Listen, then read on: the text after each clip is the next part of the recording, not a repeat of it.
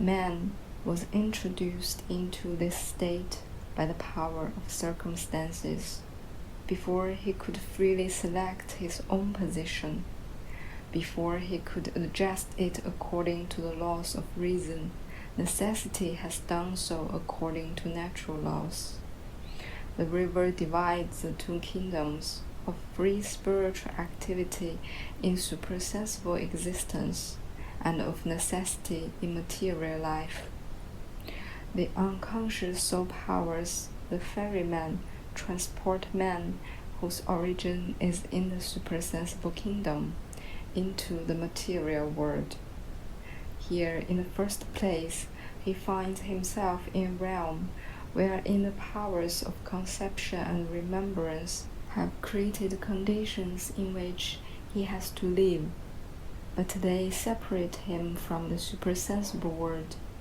He feels himself beholden to them when he must approach the power, the ferryman, that has brought him unconsciously out of the supersensible world into the material sense world.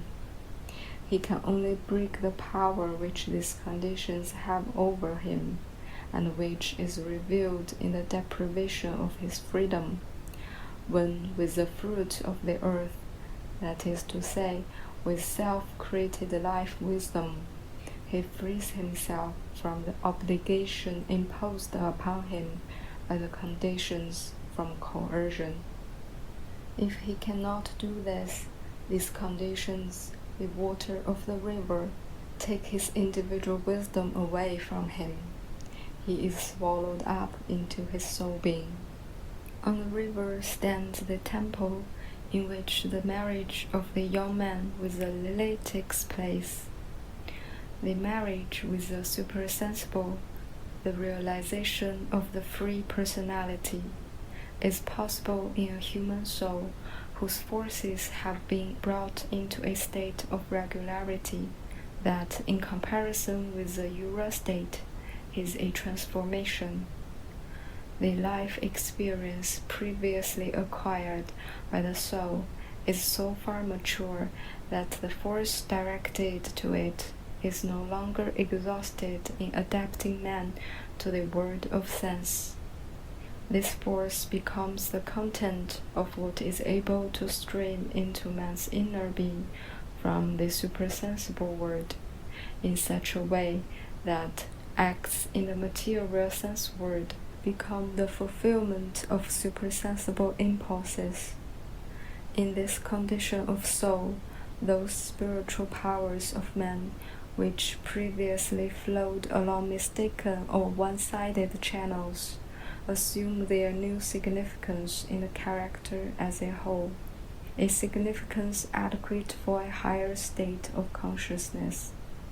The wisdom of will-o'-the-wisps, for example, which has broken loose from the sense world and has wandered into superstition or chaotic thought, serves to open the door of the palace. That is a personification of the soul condition, wherein the chaotic alloy of will, feeling, and cognition holds man in chain within a constricted inner life, shut off from the supersensible world.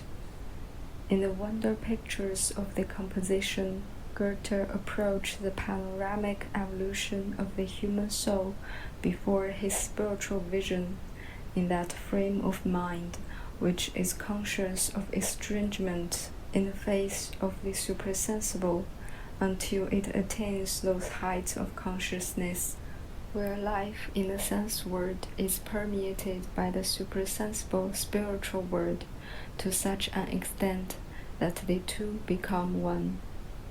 This process of transformation was visible to Goethe's soul in delicately woven figures of fantasy.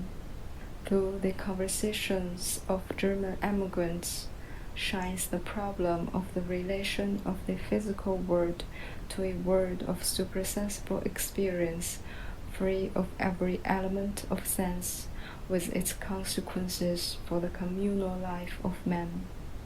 This problem finds a far-reaching solution at the end of the fairy tale in a panorama of poetic pictures. This essay merely indicates the path leading to the realm where Goethe's imagination wove the fabric of the fairy tale. Living understanding of all the other details can be developed by those who realize a fairy tale to be a picture of man's soul life as it strives towards the supersensible world. Schiller realized this fully. He writes, "The fairy tale is full of color and humor, and I think that you have given most charming expression to the ideas of which you once spoke, namely in reference to the reciprocal interplay of the powers and their reaction on each other.